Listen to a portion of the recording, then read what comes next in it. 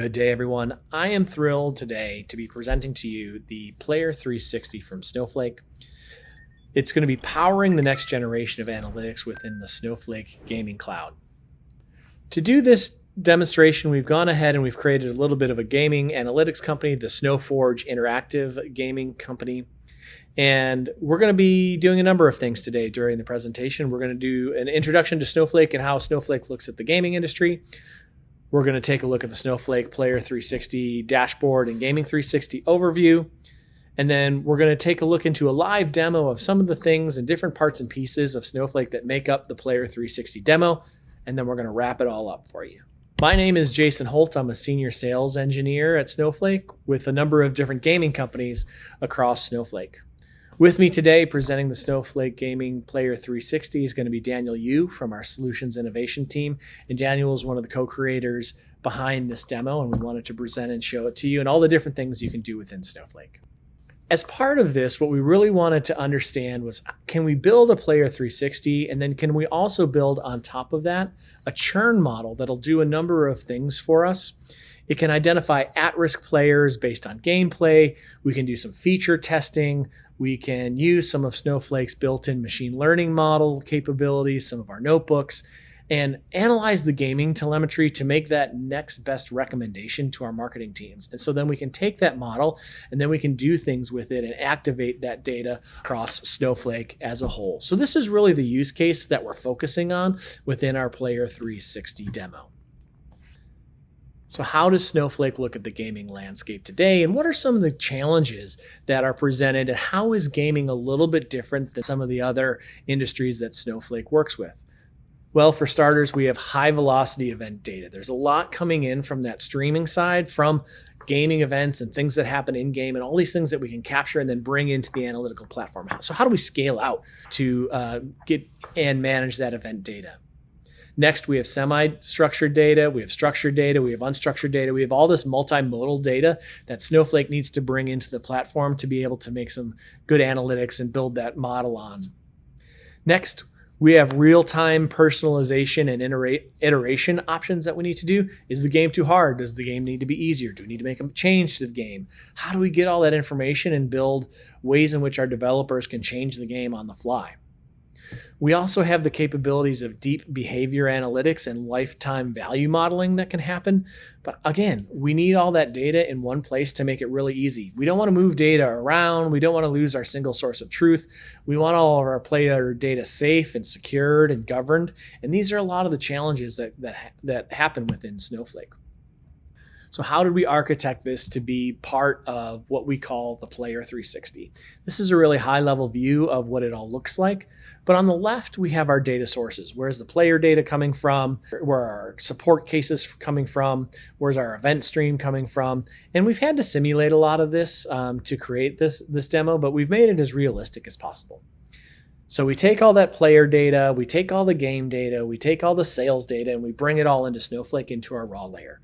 From that raw layer, we then start to build up some of the tables that make up the Player 360. Daniel's going to really dive into some of those pieces. We're going to use dynamic tables to do some aggregation, and that's where the fun starts as we start to move into the middle of our architecture. We're going to use a lot of the new native features and interesting things that it's been rolling out in Snowflake over the last few months with our notebooks, our feature store, our machine model and Snowpark machine learning, our model registry. And then we're going to build that all on top of Streamlit in Snowflake to show you how, all within one governed, secure, easy button version of the platform, we can build out the Player 360 dashboard, build out our churn model, and get you to some really valuable insights within Snowflake. So what's the storyboard of this demo, and how's it going to play out? Well, first of all, there's a lot of challenges, and we've talked about some of those challenges within the gaming industry. There's so many platforms, there's so many different ways in which data is going to need to come to us that we're going to need to normalize. How do we scale out for all of that? We're then going to talk about that Snowflake Data Cloud, how the Data Cloud, different features, functions, parts of the Data Cloud and the Snowflake story help to analyze that data. From there, we're going to build out our machine learning models and use the Snowflake built-in features. Daniel's going to dive deep with you into that. We're then going to look at the dashboard itself. We're going to look at one player, or we're going to look at a number of different players, and what are the different insights that the dashboard's giving us, and how do we build that out, and what does it look like, and how easy is it to do all within Snowflake. And then from the player level, we're going to zoom out to a macro level. We're going to look at the game as a whole. How's the game doing? What are the daily users? What's the daily revenue? How many active users do they have? What's the churn? And then lastly, we're going to go ahead and we're going to wrap it all up, and we're going to talk about how do we deliver these things and what are some next steps. With that, I'm going to hand it over to Daniel, and he's going to go through the demo with you. Hi, my name is Daniel. I'm going over the Player 360 demo today. In this demo, we'll be going over how you can use Snowflake features such as Snowflake data dynamic tables, Snowflake Notebooks, Streamlit, and Snowflake, and as well as several other features to demonstrate how Snowflake can be used to create an end-to-end data engineering and machine learning workflow for gaming purposes. In our case, our demo will be for the Snowforge Interactive Gaming Company and showcasing how you can use Snowflake to do data analytics for such a gaming company. So first we have the raw layer in our database. This represents kind of the landing zone for all the data sources that you would imagine a gaming company would provide in near real time to their data analytics team. So purchases, sessions, game events would all be streamed data that will be coming in from some source. We have achievements, support tickets, and users would either be streamed in or provide as static data or streamed on a longer time frame. Then we have the analytics layer, which represent all the metrics and data transformations that your data analytics team would normally perform to aggregate, transform, and display this information. So we have metrics like daily active users, monthly active users, ad conversion over time, average revenue per paying daily active user, etc. Then we have two features I kind of want to highlight here. The first are tasks, which represents, as you can see here, basically a schedule that updates a table, in our case, the daily active users table, that basically allows you to process streaming data and update tables in Snowflake. Then we have dynamic tables, which are a more integrated, streamlined version of tasks that allow you to kind of just specify a target lag, a refresh, and also refreshes these tables dynamically based on incoming streaming data on this interval and lag. The main benefit of this is that you can, as you see here, do complex processing. So you can have these different raw landing sources and then aggregate all of this into a dynamic table that also updates dynamically as well. Furthermore, we can have downstream dynamic tables, as you see here. So points per event, then points per user, and then user rankings. That represents the downstream pipeline processing that you would use with real-time streaming data to then aggregate and have that final analytical table that you would use. After that, we have the app layer, or the app schema, which represents the models that we would train and create and save here using the Snowflake model registry, as well as the different features that we would save and the data sets that we want to predict. The first of two notebooks. In this notebook, we're going over how you can use Snowflake Notebooks to create a machine learning model, train that model, and also save that model inside of Snowflake using Snowflake model registry to show how you can have an integrated machine learning experience. So the first thing we do is we import all of the libraries that we will use.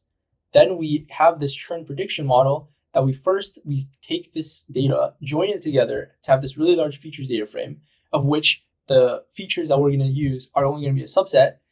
And you can see that below here of this really large data frame. We do some exploratory data analysis on this features data frame. We take a look at the age distribution, correlation matrix, churn by age, churn by location, churn by player type, churn by gender distribution, as well as ad purchases pair plots, totals pairs plots. And finally, we take a look at churn versus non-churn data, and we compare three metrics: total logins, total points, and total purchases. And we examine this and we see that churn players tend to have relatively low total points and total logins, but high total purchases, which seems to indicate that our game is doing a good job monetizing this game, but is perhaps a bit too exploitative in marketing, causing players to spend a lot but then quit far more frequently. The next thing that we show is feature engineering. So as mentioned, Snowflake has a pre-processing pipeline that we then call to perform feature engineering natively inside of Snowflake, which is another one of Snowflake's offerings. The same thing here. Then we take this final features data frame, which will contain the final features that we're going to use to train our model, and we save this table in our app layer, which is what I demonstrated earlier in the database section of this demo. We split this data, then we train it, and we finally predict. And we can see that on this pretty small test set, we have really high precision. Our recall is somewhat lower for class 2. That's more due to the limited test size. And overall, our model performs pretty well. We then log our model into the model registry, and we get that model. So this demonstrates how we can have the model in the model registry. We can then load that model and have the same features and call, for example, shape on this or shop on this in order to get the explanation of how this model features are informing this model's predictions. So imagine you're a gaming company and you also want to perform near real-time streaming analytics and also inference on near real-time streaming data. In the previous model, that would be good for predicting overall model churn based on kind of static demographic information and static total point information, as well as total login information, other like total aggregate metrics, as well as like total average aggregate metrics. But now let's say you want to predict if a user will churn based on their behavior over a period of time, and you also want to be able to predict on incoming purchases and sessions and game events data that will represent if a user's current behavior in some period of time, and then you want to predict if that user will churn in some next period of time. This represents a model for a different use case, and this is what our notebook is going to be going over. In this case, because we're running on different spliced kind of days and sections, we're going to have a much larger data set. So to show Snowflake's ML offerings, what we do is we have a Snowflake Container Services runtime, which has its own compute pool in CPU or GPU that has parallel distributed processing for machine learning workflows. As you can see, we also have external access integration enabled here, which allows us to then download these packages and use them in our Snowflake notebook. So let's go over our notebook. We have first the imports, then we create, for even faster workflow, is the Snowflake optimized warehouse. We use that warehouse, and then everything will now be extremely fast. So we first take the sessions information data frame. We then do some analysis. We aggregate them by days. We set the window size. We then do some more session analytics based on each day. And then we extract the user logins for each user, and we get the date range that they were active from. So we get the metrics per day, filling in days where they didn't log in with zeros. Then we take the rolling 30-day metrics as over here. So you can see we have the intermediate values here and then the rolling 30-day metrics here. Then we drop the intermediates. We remove the first 30 days. So we're only left with rolling metrics in which there was an actual like 30-day prior of information to rely on. Then we can see the graph for user 1001. And to speed this up, kind of going over the next section somewhat quickly, but we do the same thing for purchases.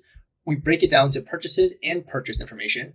Then we do the same thing by aggregating by day for both of them. We can merge the results back together. We get the total rolling day averages, and we also drop the intermediates again, remove the 30 days as well. Then we merge both of them into the final 30 days or the final features data frame for both the sessions and the purchases. Then we want to calculate here if a user will log in or not in the next 7 days. So what we do is we take a look at each day, then we see if they log in the next 7 days, and we want to see if the previous 30 days metrics predicted that login. So this is what this calculation is doing over here and over here. And then we take the active data set of users who are currently active and remove them because we don't have information on whether or not they logged in the next 7 days as they are currently active. And we then take the final features data frame by dropping all these extraneous features. Some exploratory data analysis later, and after model training, by saving both of these data frames into the app schema, what we can see is we have the trained model using the XGBoost classifier with these predictions, and we can do the same thing as before, log this model, show the model, do predictions on the model by extracting it from the model registry, as well as running the same shop explanations based on this model because of Snowflake's model registry supported features. And this concludes this notebook. Favorite part, the front-end Streamlit client-facing application. So let's break it down. What you see here is the player card, player 360, which represents for this particular player ID 1001, the information, as well as the metrics, representing a holistic overview of customer behavior for this user over this period of 30 days. So we can take a look at, for example, this churn likelihood model, which is what we predicted or created using our previous notebook. And we can now call it and also take a look at these features that are going to this model and how they're going to change over time. So in this case, we can kind of see a positive trend in both session duration as well as total points. And this, whereas the other metrics seem to be more or less noisy. So we would kind of expect that these two metrics will be high in the feature and points list. So if we take a look at the predicted churn likelihood, we can kind of see that this user is somewhat unlikely to churn with only a churn likelihood of 0.4 below the 50% threshold. So the user is still active, and it seems like we made the correct prediction that they're not likely to churn. And we can, when we take a look at their breakdown as to why this specific user is likely or is not likely to churn, what we can see is that the stuff we just isolated, such as total points, total sessions, were some of the top features in predicting churn, which is right over here. And there's also, of course, also, breakdowns per category of points. Same thing with purchases. And the same thing with sessions for more advanced, granular analytics. We can take a look at specific time periods as well, to understand kind of behavior and see why they did or did not churn. And now let's take a look at player 11672, which kind of represents a player that has churned in the past. So let's take a look at their player's card, their metrics, and their player behavior. So what we can see is that the points that this player exhibits is kind of extremely skewed with extremely large oscillations in points. Now, we know that because of, the player status that they're inactive, so they have churned, but this would be something to look out for in predicting churn. This erratic point behavior could be a reason why the customer is dissatisfied with the game. They're kind of getting enraged. First they score a lot and then they don't score a lot. That could be causing churn. We could also break down their purchases. It doesn't seem to be too interesting. The same thing with sessions. It seems like they have a streak of logging in extremely frequently, but then pausing. So both their logins and their points are a bit erratic. And if we take a look at the features over the past few days, we can see that same sort of trend, as well as the decline in points, although there is an increase kind of in sessions. So what we would expect is that these erratic behavior in points / sessions, as well as this kind of very noisy features over here, would be some of the top predictors for this player to churn. And we can see our model predicts that this player has a 70% chance of churning. Given that this player is inactive, we can safely say that our model was, correct in predicting this. So this is a, good indicator. And when we take a look at the top features, we can see that sessions is up here, as well as this sort of metrics, which are very noisy, as well as average engagement time noted here. And then the total points, we can see does not seem to be as indicative as we thought, but still fairly important. And also, just to demonstrate, what we can do is we can have the date range and the metrics over this period of time. So past 60 days now, and everything will also update over this period of time. Now let's take a look at Game 360. So Game 360 represents the overall game level overview. Now for the final part of this demo, we have the game level overview, Game 360. Similar to the player level overview, this Game 360 overview is meant to give you a brief glimpse of this game and the overall player base of the game at some time period. So in our case, 30 days, which is the default. You can see the KPIs here, and a nice tooltip to give you information about what those KPI means. And let's take a look at the static demographics. So if we want to examine some of the variables that we're using for our model predictions, such as, let's say, age, we can kind of see the distribution of age across our database. So not a lot of players, from ages of like 10 to 17, I believe. But we do have a fairly even distribution beyond that.